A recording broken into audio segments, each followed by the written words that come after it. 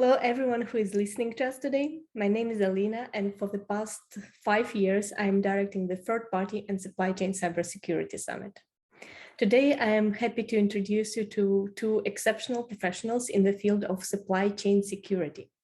Michael Herburger, who is a research project manager at the University of Applied Sciences Upper Austria Logistikum Steyr, which is the largest research department for logistics and supply chain management in Austria. And Ray Stanton, currently executive partner at IBM. He has worked in communications, information technology, and security for more than 30 years. Recently, Michael and Ray have conducted a research on how supply chain cyber risks have evolved over the past 3 decades. And we're really thrilled to learn more on its outcome. Michael, Ray, the floor is yours. Thank you, Alina, for your kind introduction. My name is Michael Herburger, and I'm research project manager at the University of Applied Sciences, Upper Austria.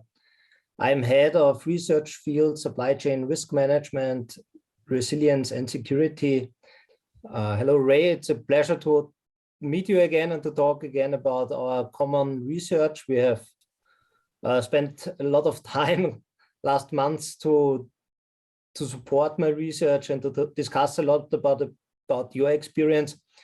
Could you just give me a short overview about what we have discussed and what are the main aspects from your side that you have covered?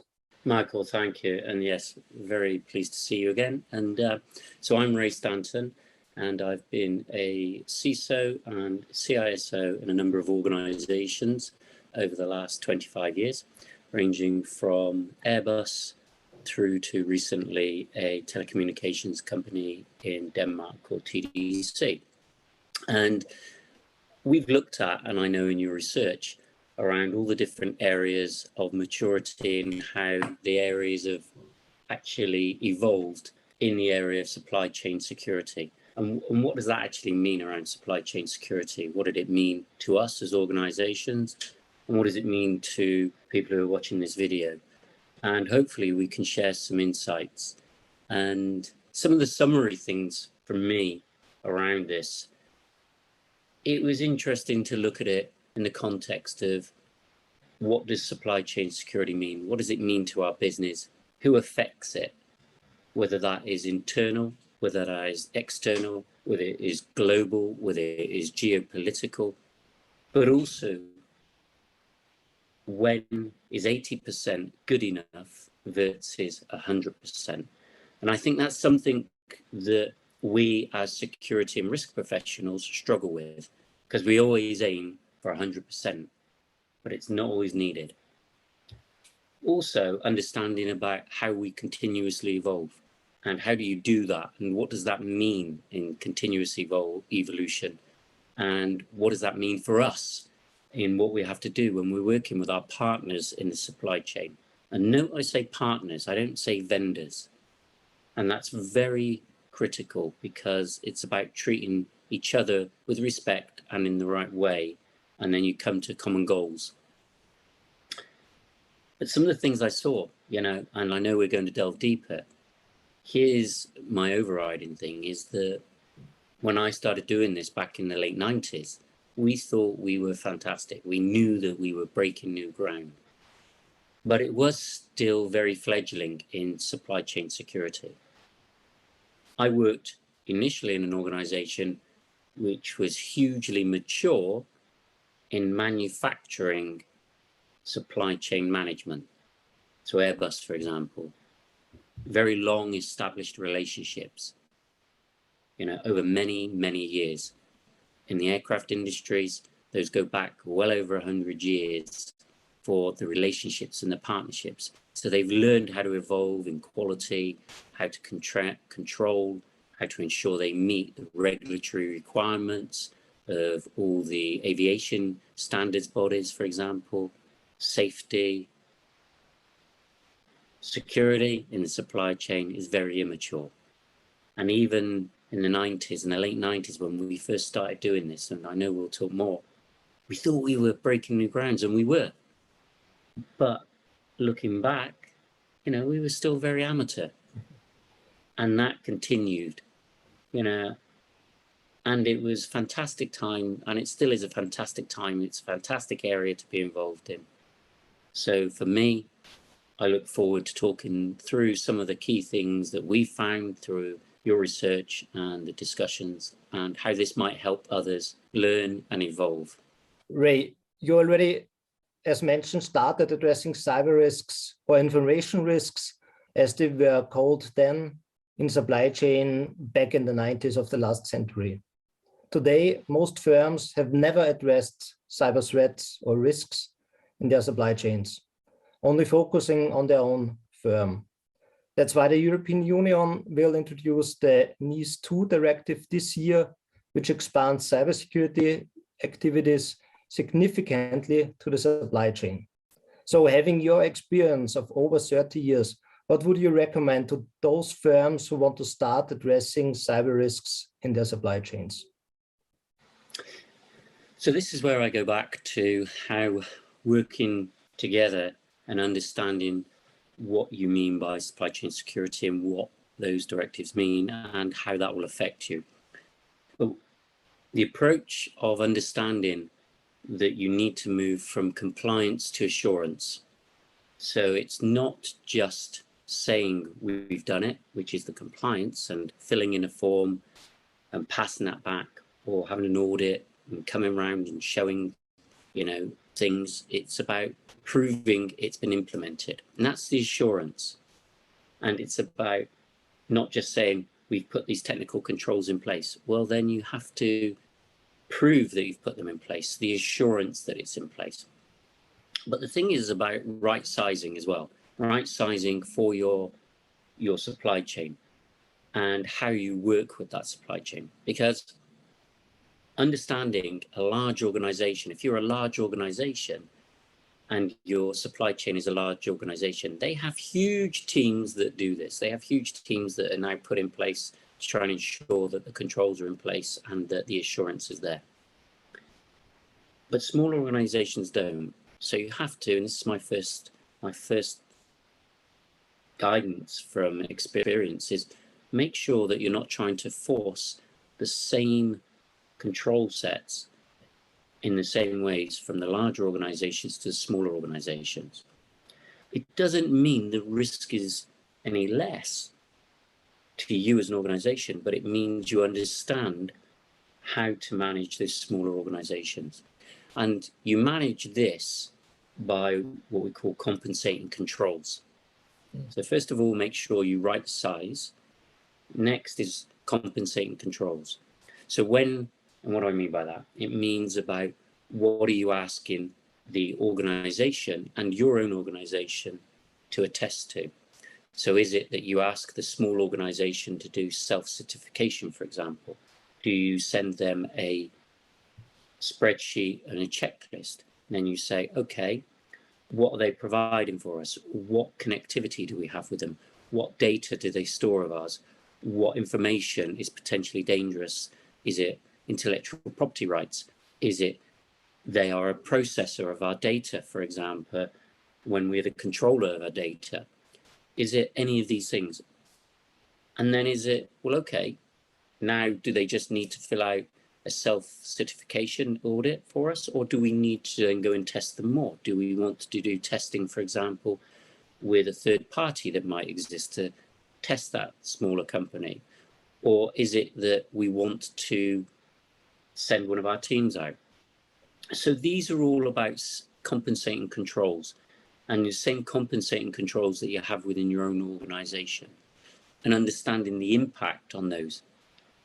And when you talk about doing this with larger organizations, obviously the challenges are greater, because two large organizations coming together to audit each other is a much different challenge, and the risks are also different in the way that you come together. So use the understanding of compliance to assurance. You're telling us this, great, now prove it. And how do you demonstrate that? So those would be some of the key things I would say. But also understand about what tooling is available to you that wasn't available to us earlier in, you know, the 90s and the 2000s. So there are some great third-party tools, and there are now companies who carry out third-party audits on your behalf. So think about that as well. But again, I would suggest it's about right sizing. And this comes back to my point of when also is 80% good enough versus 100%.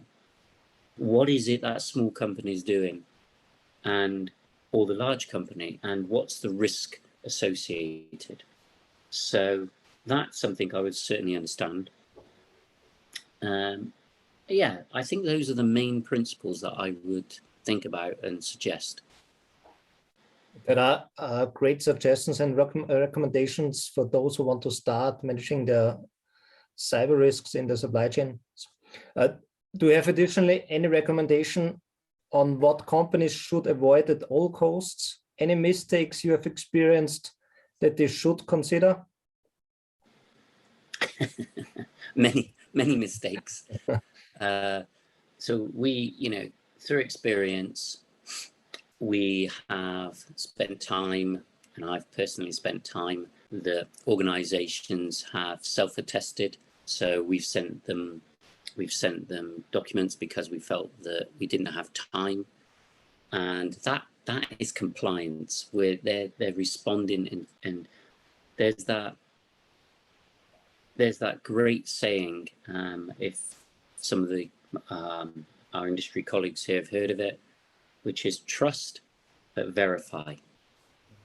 So a mistake to avoid: do not think that just because they've returned the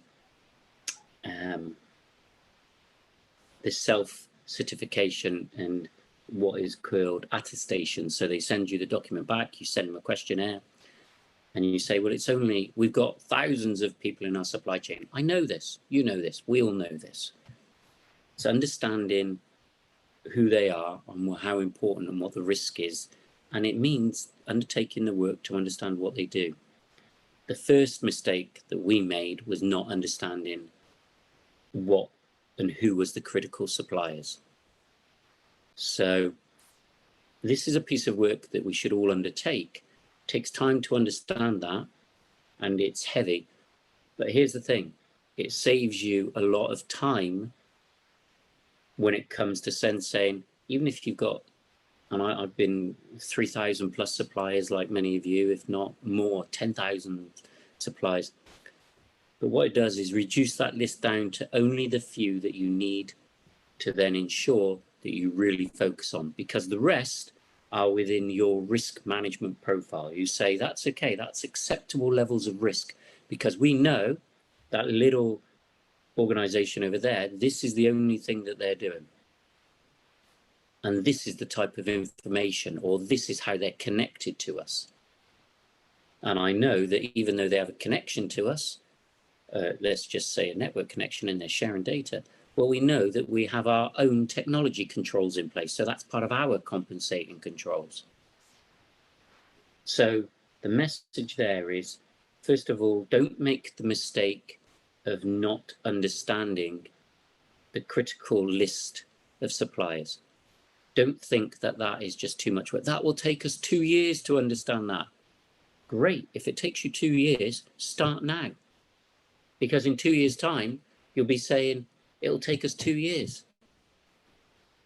It won't really. It's actually really quick. But understand who they are. Then you can focus laser-like on the key and critical suppliers. So the mistake that I and teams have made, and personally we have moved on from, is not understanding the critical supply chain. And that is dependent on your organization. I've been in an organization where it's been about data, it's been about volume, it's been about how much business that we do with them. I've been in an organization where it's been partners where there's concentration of risk. So different parts of the organization have different, one contract in itself does not make that organization a critical supplier, but through experience, once we looked at all of the contracts on that critical supplier, we found it was concentrated risk. And that's something, is another mistake that we don't do. We don't look at all of the contracts that we have placed on organizations. We look at them in individual circumstance normally. So that would be also my suggestion there. Don't make the mistake of saying company B, they've got these one contract, two contracts. Make sure there's not 10 contracts. And that's something personally that I've seen as well. So that's certainly a mistake, but learning from that is critical.